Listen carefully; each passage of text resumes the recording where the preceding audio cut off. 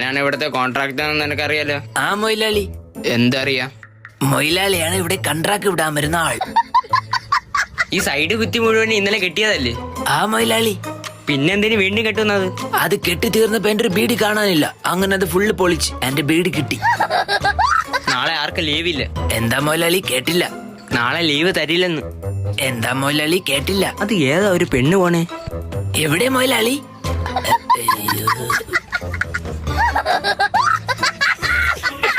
അവിടെ പൂജമുറിയിൽ എന്താ ഒരു കുഴി?